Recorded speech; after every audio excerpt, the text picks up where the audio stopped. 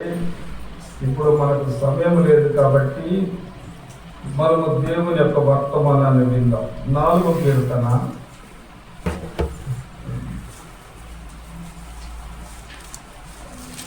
7వ వాక్యం. వారి ధాన్య ద్రాక్షరసములు విస్తరించిన వాటి సంతోషము కంటే అధికమైన సంతోషము నీవు నా హృదయములో పుట్టించి చిన్న ప్రార్థన చేసుకున్నాము. సర్వోన్నతుడా, మహిమగల మా యేసయ్యా, నీకు వందనాలు, స్తుతులు, స్తోత్రాలు. ప్రభువా, బలహీనను నన్ను బలపరిచి నోటికి బూరగా మీరుండండి. ప్రభువా, నీ ఆత్మతో నింపు తండ్రి, నీకు స్తోత్రము. ఏ బలహీనతనైనా ఈ సమయమందు అడ్డు రాకుండా మీ రక్తాన్ని ప్రోక్షించి ప్రతి ఒక్కరికి వినగలిగే చెవి, గ్రహించే మనసును మీరు ప్రసాదించి మీ నామములకు మహిమ తెచ్చుకోమని యేసయ్య నామములు అడిగి వేడుకొనుచున్నాము తండ్రి. చెప్పండి గట్టిగా హల్లెలూయా. ఈ నూతన మాసంలో ప్రవేశపెట్టినటువంటి దేవుడు అంటాడు, అధికమైన సంతోషమును నీ హృదయములో నేను పుట్టిస్తాను అని చెప్పి ఆయన జ్ఞాపకం చేస్తున్నాడు. సంతోషించిన ప్రతి ఒక్కరు ఒకసారి అడిగి చెప్పండి. ఏం చేస్తానంటున్నాడు దేవుడు మన జీవితంలో? ఈ నూతన మాసములో సంతోషము లేనటువంటి నీ జీవితములో, నీ కుటుంబములో అధికమైనటువంటి సంతోషాన్ని నేను నీ హృదయంలో పుట్టిస్తాను అన్నాడు. ఈ భక్తుడు తన జీవితంలో అనుభవించిన అనుభవాలలో చెప్తున్నటువంటి మాటను మనం గమనిస్తాం. దయచేసి సెల్ ఫోన్లు ఆఫ్ చేసుకోవాలా, పిల్లలను అటు తిరగలేకుండా వారిని కూర్చోబెట్టండి. ఎవరు కూడా మాట్లాడకుండా కొద్ది సమయాలు దేవుని యొక్క వాక్యాన్ని వినండి. దేవుడు మనతో మాట్లాడుతున్నప్పుడే మనం దేవుని మాటలు వినాలి. దేవునికి స్తోత్రం చెప్పండి. ఈ అధికమైనటువంటి సంతోషము మన జీవితంలో కలగాల. రకరకాల సంతోషాలు ఉన్నాయి లోకములో, అవన్నీ కూడా తాత్కాలికమైనటువంటి సంతోషమే. దీర్ఘకాలంగా నువ్వు జీవించిన జీవిత కాలం అంతా కూడా నీ హృదయంలో సంతోషాన్ని పుట్టించేది కేవలము దేవుడు మాత్రమే. ఒక వ్యక్తి వ్యసనముల ద్వారా అతడు ఏమవుతాడంటే మత్తు పానానికి అలవాటు పడతాడు. అది త్రాగినప్పుడంత సేపు ఏముంటుందంటే కాస్త సంతోషము కలుగుతుంది. ఒక వ్యక్తికి జోదమాడినంత సేపు సంతోషం ఉంటుంది, ఆ తర్వాత ఆ సంతోషాన్ని కోల్పోతాడు. ఒక వ్యక్తి పాపములో జీవించినంత కాలం సంతోషంగా ఉంటాడు, ఆ సంతోషాన్ని కోల్పోతాడు. కానీ మనతో మాట్లాడుతున్నటువంటి దేవుడు ఎలాంటి వాడంటే, నీ హృదయంలో సంతోషాన్ని పుట్టించేవాడు. అధికమైనటువంటి సంతోషము. ఏ సంతోషం చెప్పండి? అధికమైనటువంటి సంతోషము. ఈ అధికమైనటువంటి సంతోషము ఎవరి జీవితాల్లో కలుగజేస్తారు అన్న ప్రశ్నను మన జీవితంలో మనం వేసుకొని దేవుని వైపు చూస్తే ఒక 4 విషయాలు, చాలా చక్కటి విషయాలు ఆయన మనకు జ్ఞాపకం చేస్తూ ఉన్నారు. అదే కీర్తన గ్రంథము 4వ అధ్యాయము 4వ వాక్యాన్ని చదవండి.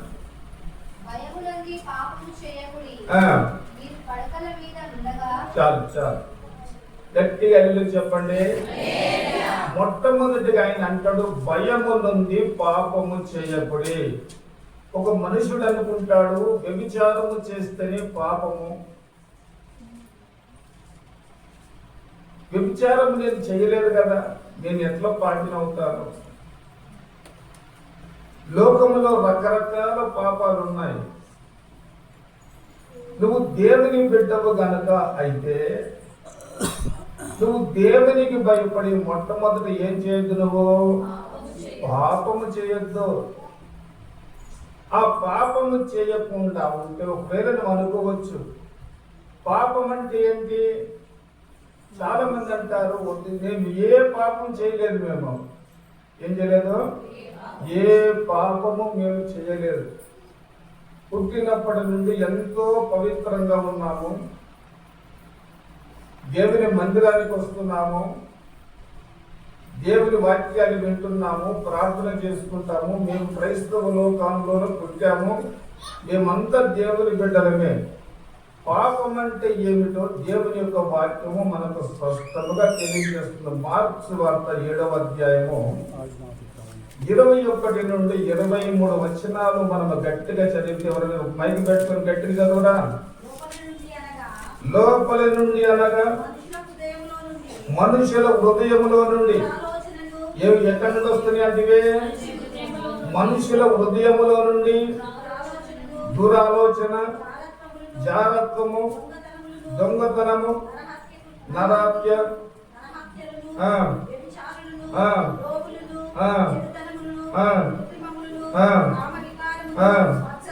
మత్సరములు, దేవదూషణయు, ఆంబమును, అవివేకములు వచ్చును. ఈ చెడ్డవన్నీ లోపల నుండి బయలు వెళ్ళి నిన్ను అపవిత్రపరచును. దేవునికి స్తోత్రం చెప్పండి. ఇప్పుడు ఈ పాపాలన్నీ కూడా ఎలాంటివంటే, కంటికి కనబడకుండా మన హృదయంలో నివాసం చేస్తున్నటువంటి ఏ పాపం. ఇప్పుడు మనం పరిశీలన చేసుకుందాం, మనం పరిశుద్ధులమా? నీ నోటి నుండి ఒక దుర్వార్త నీ నోటి నుండి వచ్చిందంటే, నీ హృదయం ఎవరికి నివాసం అంటే సాతానునికి నివాసం.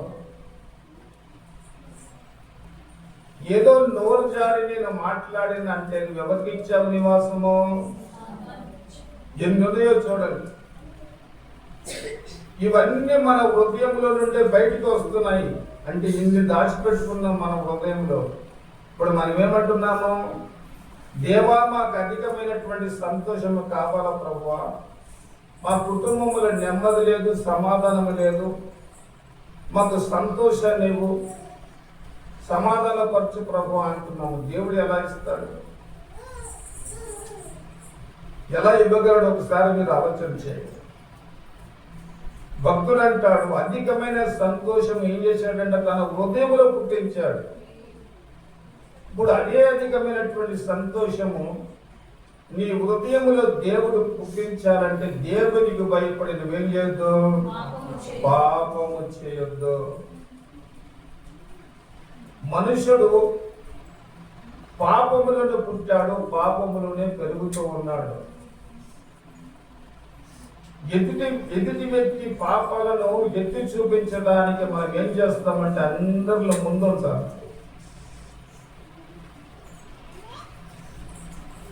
ఒక వ్యభిచారము చేయించినటువంటి స్త్రీ పట్టుబడి యేసయ్య దగ్గరికి తీసుకొచ్చారు. అయ్యా, ఇది మోసే ధర్మశాస్త్ర ప్రకారంగా పాపము వ్యభిచారం చేస్తున్న స్త్రీని రాళ్ళతో కొట్టి సంపాలని ఉంది కదా, దీనికి సమాధానం ఏం చెప్తామన్నారు. అప్పుడు యేసయ్య వారిని ఏమనకుండా ఒక మాట అన్నాడు, నీలో పాపము చేయకుండా ఉండినటువంటి వాడెవడో వాడు. అంటే వచ్చిన వారందరూ ఎవరు?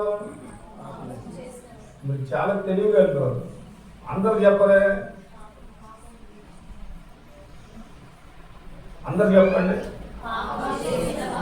ఏం చేశారు వాళ్ళు? తిరిగి ఒక్కడు కూడా రాయి తీసి విసిరి కొట్టకుండా వారు తిరిగి వెళ్ళిపోయారు. అప్పుడు అన్నాడమ్మా,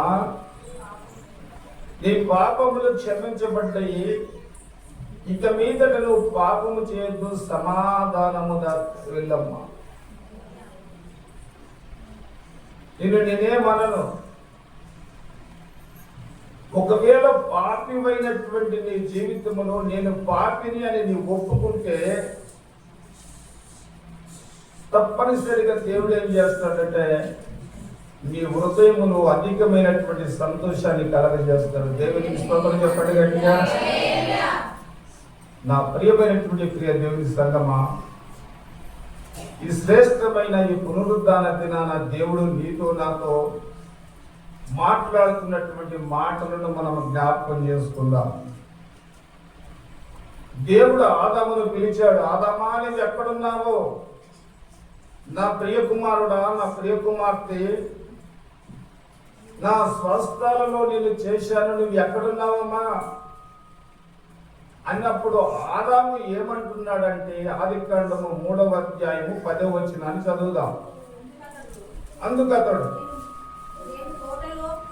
నేను తోటలో నీ స్వరము విన్నప్పుడు దిగంబరిగా ఉంటుంది గనక నేను దాగుకుంటేనే.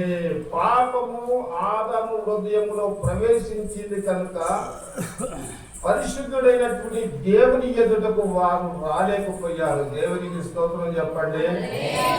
ఈ రోజున పాపము నీ హృదయములో ఉంటే నువ్వు ఎక్కడికి రావంటే దేవుని సన్నిధికి రావు. అపవాదైనటువంటి సాతానుడు నిన్ను రానియడు. నువ్వు దేవుని మందిరానికి రాకుండా ఉండటానికి ప్రధాన కారణము మనుషులు కాదు, నీ బంధువులు కాదు, నీ రక్త సంబంధులు కాదు, నీ స్నేహితులు కాదు. అదుగో మనకు వ్యతిరేకంగా ఉన్నటువంటి అపవాదిని ఆటకిస్తున్నాడు తప్ప నువ్వు ఎక్కడ రక్షణ పొంది బాగుపడతావేమో, ఎక్కడ పాపాలు ఒప్పుకొని నువ్వు దీవించబడతావేమో, ఎక్కడ నరక శిక్ష నుండి నువ్వు తప్పించబడతావేమో అని అపవాది ఏం చేస్తుంది? నీ కుటుంబము పైన వాడు కన్ను వేసే నీ కుమారులను కుమార్తెలను దేవుని సన్నిధికి రాకుండా ఆటంకపరుస్తావు.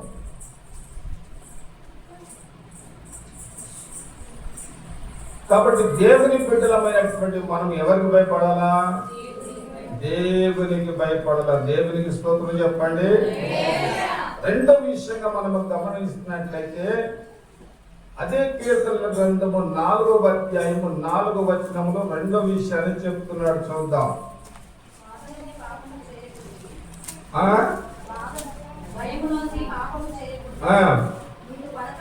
మీరు పడకల మీద ఉండగా మీ హృదయములో ధ్యానము చేసుకుని ఊరతో ఉండు. దేవునికి స్తోత్రం చెప్పండి. మీరు పడకల మీదకి వెళ్ళినప్పుడు ఏం చేసుకోవాలట? ఈరోజు కుటుంబ ప్రార్థన చేసుకొని వచ్చిన వాళ్ళు ఎంతమంది? మీ అంత తెలివి, మీకుండే జ్ఞానము ఎవరికి లేదు. కుటుంబ ప్రార్థన లేదు, సిద్ధపాటు ప్రార్థన లేదు. ప్రభు బలిలో చేతులు వేస్తున్నాము, ఇష్టానుసారంగా రక్తాన్ని త్రాగుతున్నాము, రొట్టెని తింటున్నాము. ఎంత మంచి విశ్వాసము మనము. ప్రతిరోజు దేవుడి మీతో మాట్లాడుతున్నాడని ఇంటిలో కుటుంబ ప్రార్థన ఉండాలి.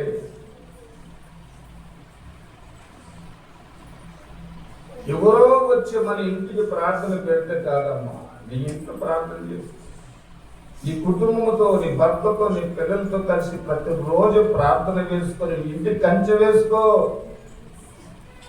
అలా నేను కంచె వేసుకోకపోతే ఒక దైవ సేవకులుగా చెప్తున్నాను, రేపటి దినం ముందు దుఃఖపడతారు. ఏమంటున్నాడు భక్తుడు? పడకల మీద మీరు పడకల మీద ఉండగా మీ హృదయములో ధ్యానము చేసుకుని ఊరక ఉండుడే. ఏ ధ్యానం చేయాలా?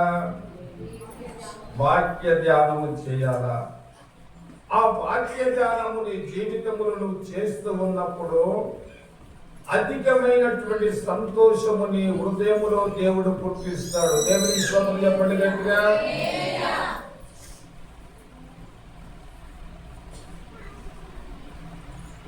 ఒకటి దేవుని ఎదుట దేవునికి భయపడే మనం ఏం చేయదు. రెండో విషయాన్ని ఏమంటున్నాడు? వాక్య ధ్యానము చేయాలి. ఇక్కడ చాలా జాగ్రత్తగా మనం గమనించడం మనందరికీ బాగా తెలుసు. మొదటి కీర్తన మొదటి 3 వచనాలు చదవండి.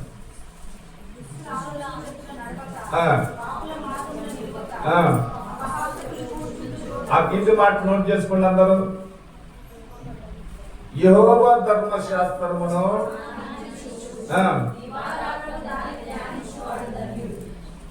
ఏం చేస్తున్నాం మనము? ఏం చేస్తున్నాం? ధ్యానిస్తుందా? బైబిల్ తీసుకుపోయి ఆడబెడుతున్నారా? కూడిక ముగించుకున్న తర్వాత నీ బైబిల్ నువ్వు ఎక్కడ పెడుతున్నావు? ఎక్కడ పడితే అక్కడ పెట్టేయాలి. తర్వాత చూసుకున్నాం, వచ్చే వారము మందిరానికి వెళ్ళాలి కదా, అప్పుడు చూద్దాం. అది దేవుడు ఒప్పుకోడు. గమనించండి, గత మాసము నుండి బలమైనటువంటి ఆత్మతో ప్రభువు మనతో మాట్లాడుతున్నాడు కాబట్టి ఎన్నో తెలియని విషయాలను దేవుడు మనకు తెలియజేస్తూ ఉన్నాడు. కాబట్టి మన ఇంట్లో 4 ఉండాలని చెప్పారు. ఏముండాలా చెప్పండి. నంబర్ 1 వాక్య ధ్యానము, రెండోది ప్రార్థన. ఏ ప్రార్థన?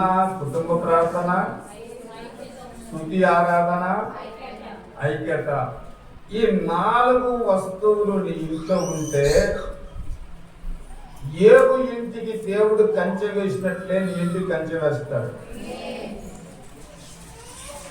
ఒకవేళ నువ్వు మర్చిపోతే ఈ 4 నీ ఇంట్లో పెట్టుకోవడానికి ప్రయత్నం చేయి.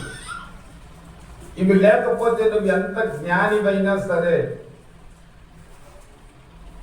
ఎంత పేరుగాంచినటువంటి స్థితిలో ఉన్నా సరే,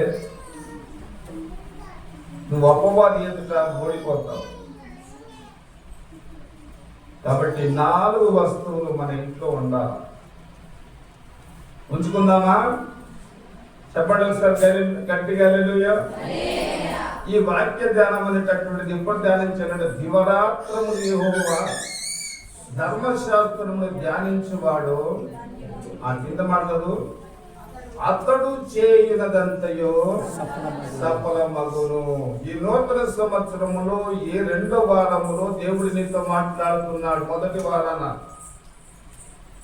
నువ్వు ఏ కార్యాన్నైతే తలపెట్టి ఆ కార్యము నీ జీవితంలో జరగక కన్నీరు కారుస్తున్నావో, బాధపడుతూ ఉన్నావో, నువ్వు కేవలము వాక్య ధ్యానము చేస్తూ దివరాత్రములైన వాక్యాన్ని ధ్యానిస్తే నువ్వు చేసే ప్రతి పనిని దేవుడు సఫలపరుస్తాడు. కాస్త బాధ కలిగిందంటే, కాస్త అనారోగ్యం వచ్చిందంటే ఇక మరల మనం ఏం చేయము? బైబిల్ జోలికి పోము. మనం డాక్టర్ల మీద, డాక్టర్లు ఇచ్చిన మందుల మీదనే ఆధారపడతాం.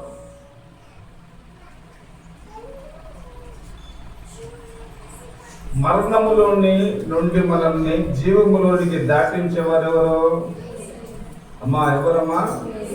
కాబట్టి ఏం చేయాలి మనము? అట్టి వాక్యాన్ని మనము ఎవరు ఆ రీతిగా ధ్యానిస్తూ ఉంటారో వారి హృదయములో అధికమైనటువంటి సంతోషము కలుగుతుంది. 3వ విషయాన్ని జ్ఞాపకం చేసుకుందాం. కీర్తన 4వ అధ్యాయము 5వ వచనము. నీతియుక్తమైనటువంటి బలులు అర్పించుచు యెహోవాను నమ్ముకొనుడి చాలు. ఈ నీతియుక్తమైనటువంటి బలులు అనగా అర్పణ. అందరు చెప్పండి, అర్పణ. దేవునికి ఏమి అర్పించాలి మనము? అర్పణలు మనము అర్పించే విషయములో ఏ మాత్రము కూడా మనం ఏమి చేయొద్దంటే ఆలస్యము చేయొద్దు.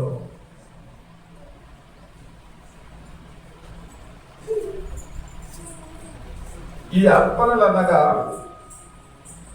మలాకులు మనకు చెప్పాడు. ఏమని చెప్పాడు? 10వ భాగమును తెచ్చి దేవునికి నువ్వేం చేయాలంట? అర్పించాల. నీ ఆహారములో నీ భాగమంతా కూడా తెచ్చి దేవుని మందిరము నిధిలోనికి తీసుకొని రావాలని ఆయన జ్ఞాపకం చేశాడు. చాలా జాగ్రత్తగా ఈ మాటలను మనం ఆలకిస్తాం. అబ్రహాముతో దేవుడు ఒక మాట చెప్పాడు.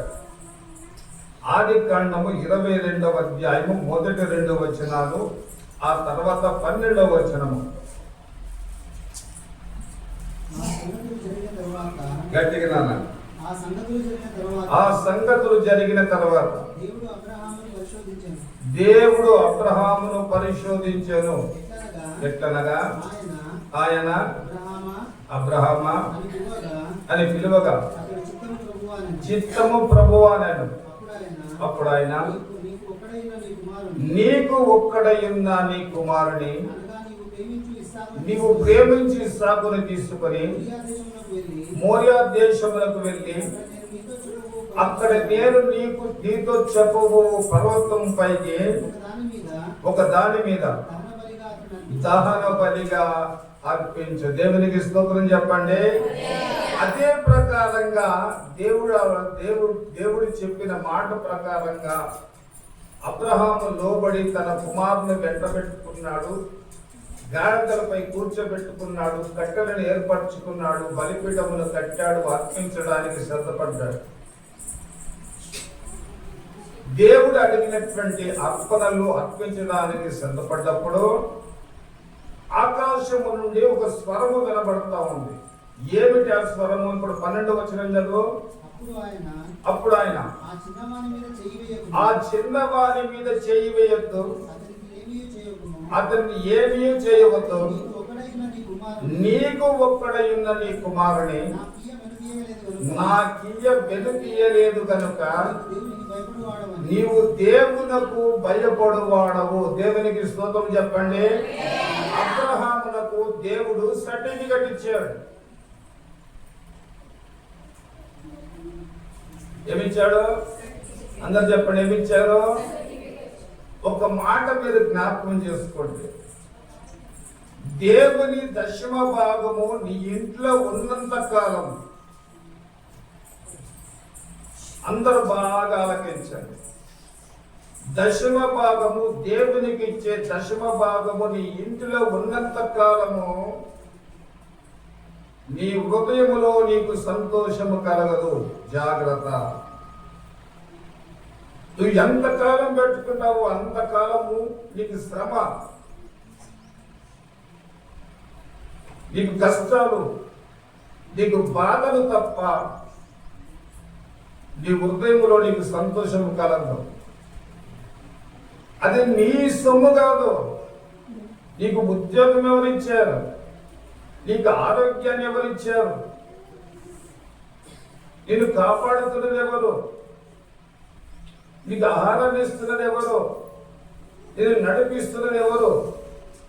సమస్త కార్యములు చేసి దేవుడు నీకు రాబడినిస్తే ఆయన ఇచ్చినటువంటి రాబడిని కూడా నువ్వేం చేస్తున్నావంటే దేవుని ముఖాన్ని వద్ద దాచుకుంటున్నావు. మీ డిక్షనరీలో రాసుకోండి, అది దేవునికి నీవు ఇచ్చేంత కాలము నీ హృదయములో సంతోషము కలగదు. కాబట్టి ఏం చేయాలి? మనకు సంతోషం కలగాలంటే అందరూ చెప్పండి, ఏమి అర్పించాలా? ఏమి అర్పించాలా? బలులు అర్పించాలి. అర్పణ ఏ అర్పణది?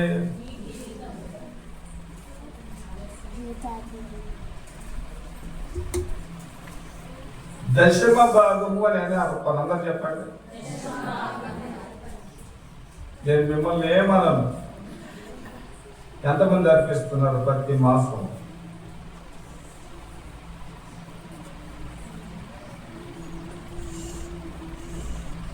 అబ్రహాము దేవునికి భయపడి ఏం చేశాడు? అమ్మా ఏం చేశాడు? తన అర్పణను దేవుడికి ఇచ్చాడు. సందర్భాన్ని బట్టి మీకు జ్ఞాపకం చేసుకోండి. ఈ సబ్జెక్ట్ వచ్చింది కాబట్టి ఆ విషయాన్ని మీకు జ్ఞాపకం చేస్తున్నాను. ఎందుకు మీరు ఇబ్బంది పడుతున్నారు? ఎందుకు ఆర్థిక ఇబ్బందులు నీ జీవితంలో? దేవుడు ఇస్తూ ఉన్నాడు కానీ అంతో ఇంతో ఇస్తూ ఉన్నాడు. కానీ దేవునికి భయపడి నీకు కలిగిన దాంట్లో దేవునికి ఏం చేయాలి? నువ్వు ఒక్కరిద్దరు చెప్పుకోలేదు కానీ అందరు చెప్పడం అంటే అందరికి ఇష్టం లేదు. నువ్వు ఇష్టం లేకుండా ఉన్నన్ని రోజులు నీకేం కలుగుద్ది? నీకు సంతోషం కలుగుతుంది. రాసి పెట్టుకో. ఫలాని సమయం మందు సేవకుడు ఇలా చెప్పాడు, మరి అలా జరుగుతుందా లేదా ఈ మాసము నుండి మీరు పరీక్ష చేసి చూడండి.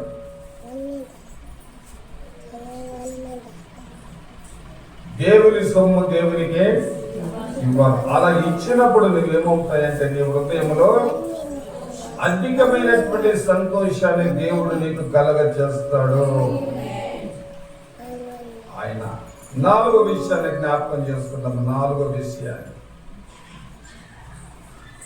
అదే కీర్తనల గ్రంథము 4వ అధ్యాయము 6వ వచనం.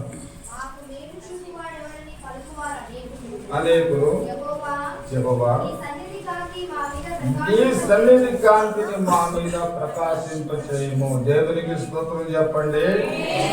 4వ విషయాన్ని మనం గమనిస్తే ఆయన సన్నిధిని మనం ఏం చేయొద్దంటే దొంగిలించొద్దు. 3 రోజులు ఉపవాస ప్రార్థన సంఘములను ప్రకటన చేస్తే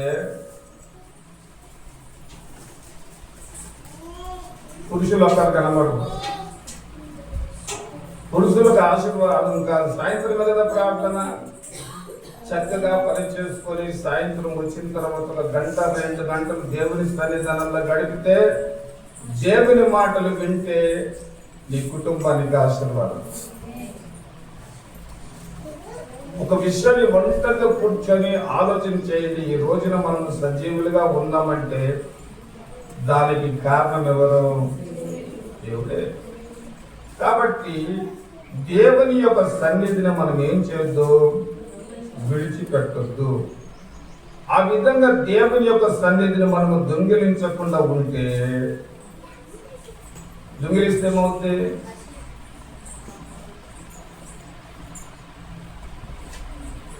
చాలా చక్కని మాట చెప్పాడు. మన హృదయంలో ఉండేటటువంటి సంతోషాన్ని మనం కోల్పోతాం. కాబట్టి ఆయన సన్నిధిని మనం ఇప్పుడు కూడా, ఆయన సన్నిధిలో దేవుని యొక్క ఉన్నతమైనటువంటి ప్రకాశవంతమైనటువంటి వెలుగు చేత మనము దర్శింపబడాలి. దేవునికి స్తోత్రం చెప్పండి. సంఘములో ఏముందంటే దావీదు చాలా చక్కని మాట చెప్పాడు. నాకు చాలా ఇష్టమైనటువంటి మాట. 63వ కీర్తన మొదటి వాక్యాన్ని చదువుదాం. గట్టిగా చదవండి. దేవా నా దేవుడవు నీవే. దావీదుకి ఏం పని లేదా?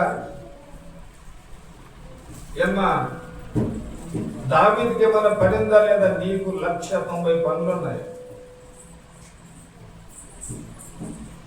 దావీదుకి ఏం పని లేదా? ఎప్పుడు వెతుకుతున్నాడు దేవుణ్ణి? వేకువని లేచాడు, దేవుని సన్నిధిని వెతుకుతున్నాడు. అక్కడ ఏముందని గమనించాడు ఆయన. ఆయన బలము ఉంది. అదే దేవుని సన్నిధి నిన్ను విడిచిపెట్టగా ఆయన సన్నిధికి నువ్వు వస్తే ఆయన ప్రభావము చేత నువ్వు కప్పబడతావు కనుక అధికమైనటువంటి సంతోషము నీ హృదయములో దేవుడు నీకు కలగజేస్తాడు. చెప్పండి గట్టిగా హల్లెలూయా, హల్లెలూయా. ఇప్పుడు అధికమైన సంతోషము కలగకపోవడానికి కారణాలు ఏమిటో చూశాం. ఇప్పుడు అధికమైన ఏ కార్యాలు మన జీవితంలో ఆయన చేస్తాడో ఒక 4 విషయాలు త్వరగా నేను మీకు తెలియజేస్తాను. నిర్గమకాండము 15వ అధ్యాయము 16వ వచనాన్ని చదువుదాం. యెహోవా నీ ప్రజలు అందరికి చేరు వరకు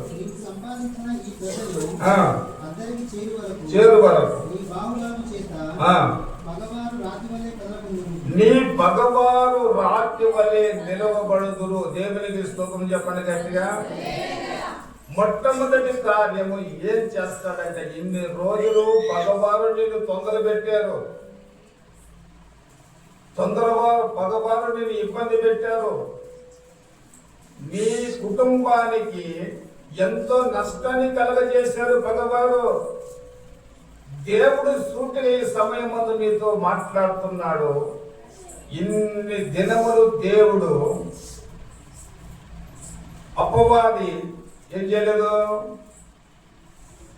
మనకందరికి కూడా హాని చేస్తూ వచ్చింది. ఇక మీదట నీ పగవారు ఎలా ఉంటారంటే రాతి వలె నిలబడుదురు, చలనము లేని వారి వలె నిలబడుదురు. అట్టి కార్యాన్ని దేవుడు మన జీవితంలో మనకు కలగచేసి మనకేం చేస్తాడట? అధికమైనటువంటి సంతోషము. నువ్వు సంతోషంగా నీ కోటలోనికి నువ్వు ప్రవేశిస్తావు. అంత ఆశ్చర్యం వచ్చింది. ఏం చెప్తాడు పగవారినే? వాటి వలె ఒక బొమ్మలాగా చేసి, జీవము లేనటువంటి దానిగా చేసి దేవుడు నేను నిలబెడతాడు. అధికమైన సంతోషము నీ హృదయములో కలిగేటట్లుగా చేస్తాడు. రెండో విషయాన్ని జ్ఞాపకం చేసుకుందాం. నిర్గమకాండము 15వ అధ్యాయము 2-3 వచనాలు. యెహోవాయే నా బలము, నా గానము, ఆయన నా రక్షణయు ఆయను, ఆయన నా దేవుడు, ఆయనను వర్ణించగలను. దేవునికి స్తోత్రం చెప్పండి గట్టిగా. ఆయన నా పితరులకు దేవుడు, ఆయన మహిమ స్తుతించెదను. యెహోవా యుద్ధ సూర్యుడు. దేవునికి స్తోత్రం చెప్పండి గట్టిగా. ఆయన ఎలాంటి వాడంటే యుద్ధ సూర్యుడు. మన పక్షాన ఏం చేసేవాడు ఆయన? గొలియాతును ఎవరతం చేశారు? దావీదు ఏమన్నాడంటే, జీవము కలిగినటువంటి యెహోవా నామం పేరిట నీ మీదకి యుద్ధానికి వస్తున్నాను అన్నాడు. నేను యుద్ధానికి వస్తున్నానని అనగా నా వెనకాల ఎవరున్నారు? నిన్ను అర్థము చేయడానికి, నిన్ను నేల కూర్చడానికి, నిన్ను నామరూపము లేకుండా చేయటానికి సైన్యములకు అధిపతి అయినటువంటి యెహోవా నామమున నీ పైకి యుద్ధానికి వస్తున్నా అన్నాడు. దేవునికి స్తోత్రం చెప్పండి గట్టిగా. ఆయన నామమున వెళ్ళాడు, గొలియాతును కూర్చాడు. నీపై యుద్ధము చేయించినటువంటి శత్రువుని జయించటానికి దేవుడు ఎలాంటి వాడంట? యుద్ధ సూర్యుడు. గుర్తు పెట్టుకోండి బాగా. నా దేవుడు యుద్ధ సూర్యుడు. ఒకరొక మాట అన్నారు నిన్ను, ఒక దెబ్బ కొట్టారు నిన్ను. నన్ను ఒక మాట అంటామని మనం 4 మాటలని, ఒక దెబ్బ కొట్టావా అని రెండు దెబ్బలు మనం కొడితే మనకు ప్రయోజనం లేదు. మన విశ్వాసం అంతా కూడా శూన్యంగా మార్చబడుతుంది. కాబట్టి దేవుని బిడ్డలమైనటువంటి మనము అలాంటి సందర్భాలు మనకు కలిగినప్పుడు ఆ శత్రువుని మనం ఏమనొద్దు. దేవుని సన్నిధానములో మనము ప్రార్థించినప్పుడు, ఆయనకు మొరపెట్టినప్పుడు మన పక్షాన ఎవరు యుద్ధం చేస్తారు? అమ్మా, ఎవరు యుద్ధం చేస్తారు? యెహోవా యుద్ధం చేస్తారు. ఆయన పేరేంటి? యుద్ధ సూర్యుడు. దేవునికి స్తోత్రం చెప్పండి గట్టిగా. మూడో విషయాన్ని జ్ఞాపకం చేసుకుందాం. యోహాను సువార్త 5వ అధ్యాయము 24వ వాక్యము.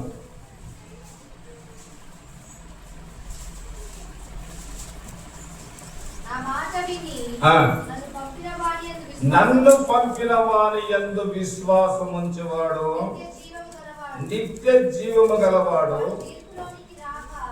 అతడు తీర్పులోనికి రాక ఇంకా నీవు తీర్పులోనికి రావు. ఎక్కడికి వెళ్తావు? నిత్య జీవానికి వెళతావు. చక్కని మాట జ్ఞాపకం చేశాడు. నా యందు ఎవడు విశ్వాసం ఉంచాడో వాడు ఎక్కడికి రాడు? తీర్పులోనికి రాడు. దవ్వుల సింహాసనం ఎదుట నువ్వు నిలబడవు, తీర్పులోనికి రావు. అతడు ఏమవుతాడంటే నిత్య జీవములోనికి ప్రవేశిస్తాడు. దేవునికి స్తోత్రం చెప్పండి. ఆ రీతిగా దేవుడు మనకు అధికమైనటువంటి సంతోషాన్ని కలగజేస్తూ ఉన్నాడు. 4వ విషయాన్ని జ్ఞాపకం చేసుకుందాం. రోమీయులకు రాసిన పత్రిక 14వ అధ్యాయము 17వ వాక్యము.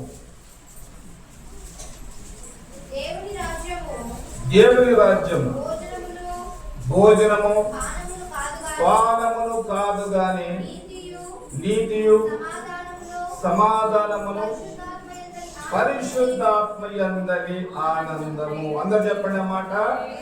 పరిశుద్ధాత్మ యందలి ఆనందము. కాబట్టి మనమందరము అధికమైనటువంటి సంతోషము మన హృదయములో ఉండాలంటే మనం అందరం ఏం చేయాలంటే పరిశుద్ధాత్మ చేత నింపబడాలి. గట్టిగా చెప్పండి గట్టిగా. బైబిల్లో ఒక మాట ఉంది, మీకు తెలియని మాటలు ఏముంటాయి, కొత్త ఏముండవు కదా, అన్ని పాతయే. ఆత్మ లేనివాడు, ఇప్పుడు అలా అనిపించుకుంటే మన బాగుందా మనకు? మా ఎంతమందికి బాగుంది? అట్లా అనిపించుకుంటే మనకు బాగుందా? కాబట్టి మనం ఏం చేయాలా? దైవ సన్నిధిలో కన్నీరు కార్చి ప్రాలాపించి మనము ప్రార్థన చేసుకోవాలా. ప్రభువా, నీ కడవరి వర్షము తొలకరి వర్షము చేత నన్ను తడుపు నాయన, నీ ఆత్మ చేత నన్ను నింపు. అలనాడు మేడ గదిలో ప్రభువా కుమ్మరించినటువంటి ఆత్మ చేత మా పైన మీరు కుమ్మరించబడండి ప్రభువా అని చెప్పి మనము దైవ సన్నిధిలో ప్రార్థించినప్పుడు తప్పనిసరిగా ఆయన ఏం చేస్తాడో ప్రతి ఒక్కరి మీద అంత దినమని యందు ప్రతి ఒక్కరి మీద నా ఆత్మను కుమ్మరించదను. ఆ వాగ్దానాన్ని మనం చేత పట్టుకొని ఉదయాన్నే లేచి ప్రభువా అని దేవునికి మొరపెట్టుకుంటూ మనము ప్రార్థన చేస్తే ఆత్మ చేత నింపబడితే మన హృదయాలలో అధికమైనటువంటి సంతోషాన్ని దేవుడు కలగజేస్తాడు. ఏం చేస్తాడు? ఇప్పుడు మొదటిది ఏం చేయాలి? ఇప్పుడు మన పగవారిని ఏం చేస్తాడు? రాతి వలె వారు నిలబడేటట్లుగా చేస్తాడు. రెండవది, మన పక్షాన్ని ఎవరు యుద్ధం చేస్తారు? యెహోవా యుద్ధము చేస్తాడు. దేవునికి స్తోత్రం చెప్పండి. మూడవదిగా మనకు నిత్య జీవాన్ని ఇస్తాడు. మన హృదయంలోనికి ఏమి అనుకరిస్తాడు? అధికమైనటువంటి సంతోషాన్ని ఇస్తాడు. దేవునికి స్తోత్రము కలుగును గాక. నాలుగో విషయాన్ని జ్ఞాపకం చేసుకుంటే పరిశుద్ధ ఆత్మ చేత నింపబడితే మనకు మన హృదయంలో ఏం కలుగుతుందంట? అధికమైనటువంటి సంతోషము కలుగుతుంది. అట్టి కృపా దేవుడు మనకు కలగజేయును గాక. తల్ల ముంచి కళ్ళు మూసుకొని ప్రార్థన చేసుకుందాం. అందరూ కూడా తల్ల ముంచండి, కళ్ళు మూయండి, ప్రార్థన చేసుకుందాం. మొట్టమొదటిగా మరియమ్మ గారు మన మధ్యలో ప్రార్థన చేస్తారు. ఆ తర్వాత ఎస్తరమ్మ గారు, ఎజ్రా ఎస్తరమ్మ గారు ఉన్నారా?